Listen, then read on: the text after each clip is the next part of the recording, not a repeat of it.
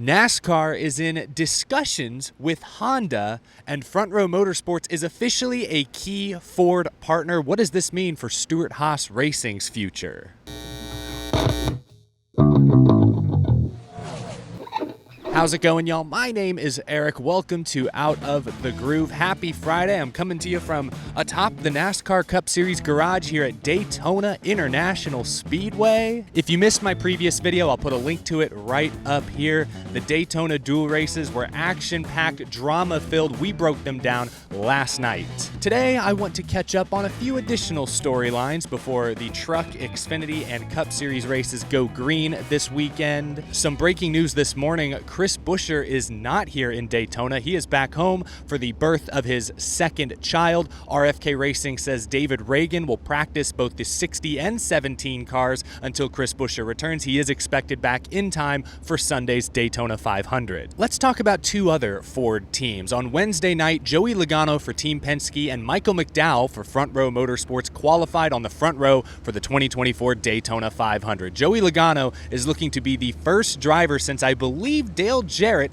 in the year 2000 to win the Daytona 500 after starting on pole. If you watched my Wednesday night live stream, you'll know that I picked Joey Logano to win this event, but typically I like to wait and make an official prediction after I've seen cars in the draft. We didn't get any practice ahead of single car qualifying, so I was watching last night's dual races very closely, and Joey Logano obviously already locked onto the front row, wasn't pushing too hard, was just trying to stay out of trouble, keep his car clean. I think Logano is still a great pick to win the Daytona 500. Every year, he's right there at the end. Last year, he was just a few inches short. If the caution comes out a few seconds later, maybe a few seconds earlier, Logano very well may have won last year's Daytona 500. So Joey Logano was my NWP pick. I still like that pick, but my official Out of the Groove Daytona 500 winner prediction has to be a Toyota. Last night, the Toyotas all started at the rear, quickly bubbled to the front, and then stayed there. Tyler Reddick obviously won dual race number 1. Christopher Bell got the best of his Toyota teammate Denny Hamlin in dual race number 2. First time Toyota has swept the duels since 2014, I believe. Not only does Toyota have some great super speedway racers, I think of Denny Hamlin, I think of Eric Jones, they've also got strength in numbers this year. They have, with Jimmy Johnson making the field, 9 Camrys in the Daytona 500 field. I'd have to go back and check, but I believe this is the strongest Toyota field they've ever brought to the great American race. My pick to win the 2024 Daytona 500 is Denny Hamlin. I believe he is on a warpath to begin this year. His cocky, arrogant attitude was put on full display for all of America to see on NASCAR Full Speed. He backed that up with a win at the Clash at the Coliseum. He was right there at the end of his duel race, got out-dueled by Christopher Bell, but I think Denny Hamlin, a smart plate racer, will learn from that. He won't let it happen again. Denny Hamlin will win his 4th Daytona 500. That's my official Out of the Groove pick. Let me know if you agree or disagree down in the comment section below. Some might say it's low-hanging fruit. Hey, Toyota has still not won a points-paying super speedway race in the next-gen era. They're 0 for 12, so maybe lucky number 13 finally breaks the streak. I want to get back to Ford real quick because they've been fast all week. They will be fast in the Great American Race, as they typically are. But earlier this week, Front Row Motorsports announced that they have agreed to a new expanded partnership with Ford Performance and a deeper technical alliance with Team Penske. According to Ford, Front Row Motorsports is now a Tier 1 or key partner organization. This is huge for that small team. Michael McDowell has proven himself to be a solid anchor driver to build around. He won that race at the Indy Road Course at the end of last summer to clinch a spot in the NASCAR Cup Series playoffs. Ford is rewarding Front Row Motorsports' sudden jump in performance. Of course, this is also a huge investment from Front Row's perspective as well, but this is so exciting. Another potentially playoff or even maybe someday championship caliber organization getting the resources they need to be competitive. It does make you wonder, though, about the future of Stewart-Haas Racing. I hate to be a Debbie Downer. I know I've been accused many times in recent weeks of being a Stewart-Haas Racing hater. I'm a realist. I'm sorry. Look around. Toyota now has 3 key partner teams. They've got JGR, they've got 2311, they've got Legacy. Chevy has 3 key partner teams with RCR, Hendrick, and Trackhouse. Ford now has 3. Oh, no, Ford, with the addition of Front Row, has 4 key partner teams. Penske, RFK, Front Row, and Stewart-Haas. It's been discussed for a while now that SHR is at the end of their existing deal with Ford. Actually, Mark Rushbrook, Ford Performance, was asked in the media center today by Jordan Bianchi if they've had any talks with Stewart-Haas about extending, and politely said, no comment. Not going to comment on deals with their existing partners. Yeah, this does not bode well for Stewart-Haas Racing. Their performance has fallen off a cliff the past couple of seasons. Last year, they were often outran by Michael McDowell and Front Row Motorsports. If Stewart-Haas Racing is no longer a Tier 1 Ford team, maybe they switch manufacturers, but I could easily see Tony Stewart and Gene Haas coming together and agreeing to sell one or two of their charters. I'm serious. Maybe I'm going way out on a limb, maybe I'm getting ahead of myself, but right now they're locked into those 4 charters, I believe, because of their existing deal with Ford. They have to field 4 full-time teams, but if they're no longer a key Ford partner,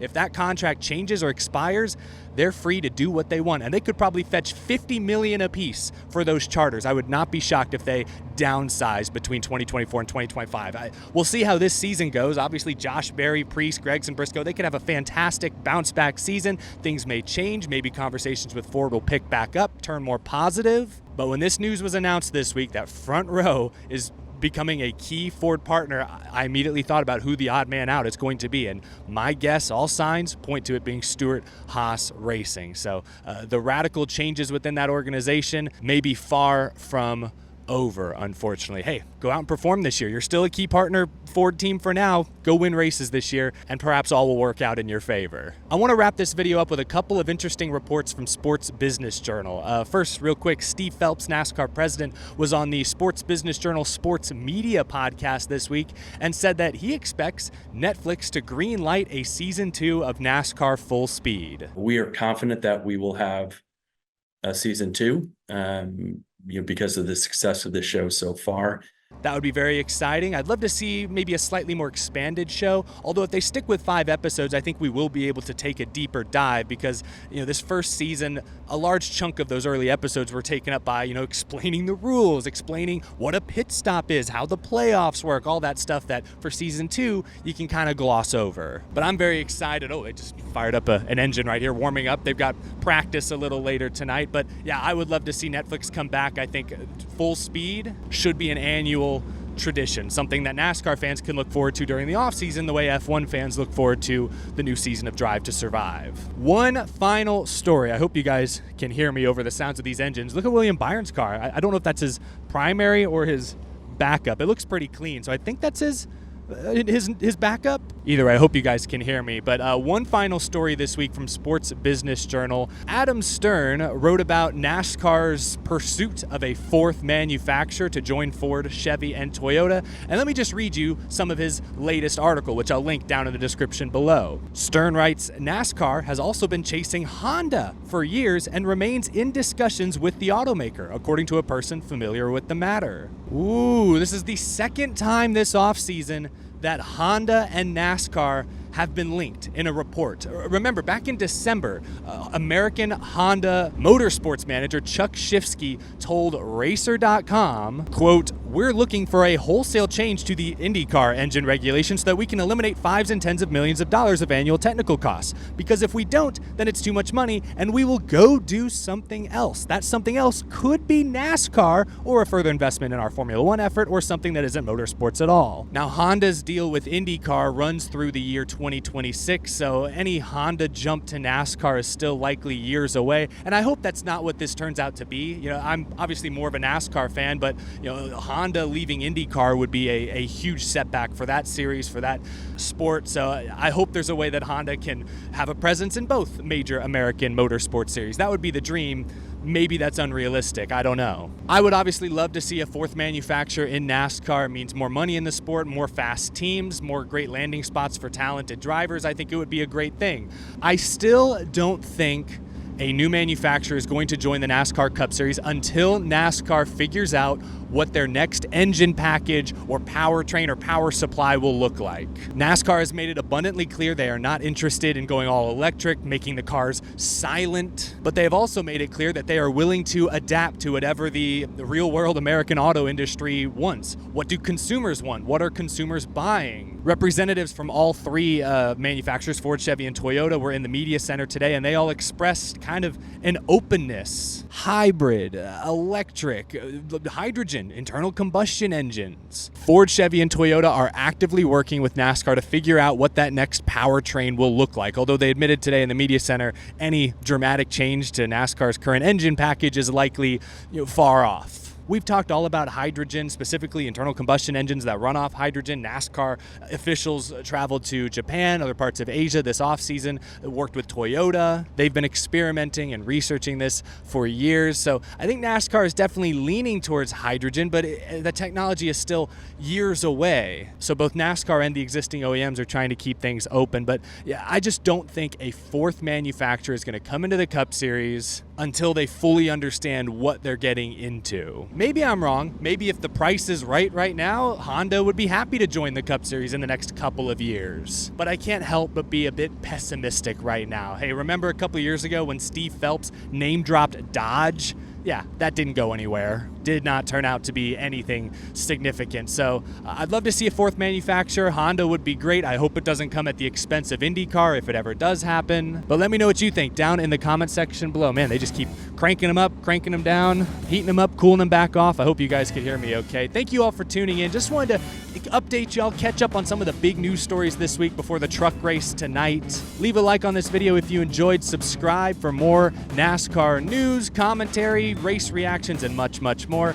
And a huge thank you to my Patreon supporters who allow me to come to the racetrack and cover these great events in person. I will see you all again very soon. Have a wonderful rest of your day, folks. Happy Friday.